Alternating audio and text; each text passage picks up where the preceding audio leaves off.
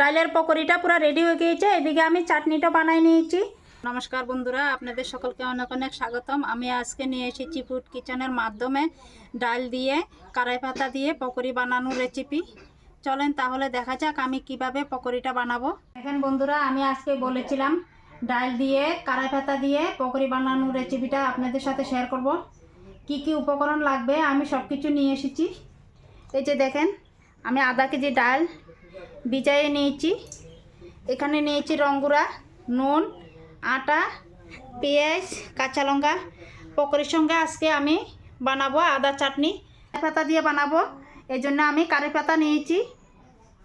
এখন আমি ডালটাকে পিষে নেব আর পেঁয়াজটাকে কেটে নিব। এদিকে পকোড়ির সঙ্গে একটা চাটনি বানিয়ে নেব।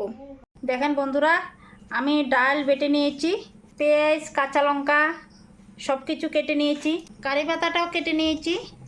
এখন আমি দিয়ে দিব কারি পাতা,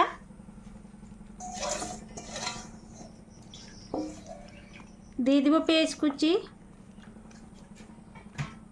দিয়ে দিব কাঁচা লঙ্কা কুচি,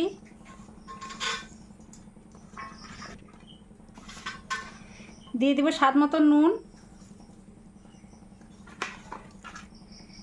দিয়ে দিব রঙ্গুরা। এখন দিয়ে দিব আটা, আটাটা অল্প চালিয়ে নিব।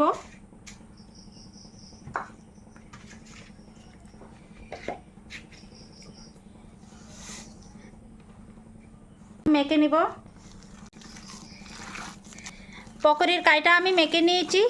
পকোড়ির জন্য তেলটা বসাই দিয়েছি, তেলটা গরম হয়ে গিয়েছে। এখন আমি পকোড়িটা ভেজে নেব, দিয়ে দিব।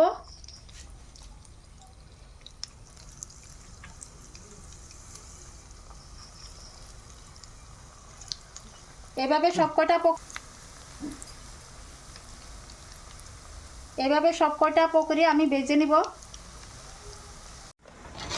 পকোড়িটা উল্টায় পাল্টাইয়ে ভেজে নিয়েছি। এখন আমি নামাই নিব। এভাবে সব কয়টা পকোড়ি আমি ভেজে নিব। দেখেন কত সুন্দর কালার হয়েছে। এভাবে সব কয়টা ভেজে নিব। ডালের পকোড়িটা পুরো রেডি হয়ে গিয়েছে। এদিকে আমি চাটনিটা বানাই নিয়েছি।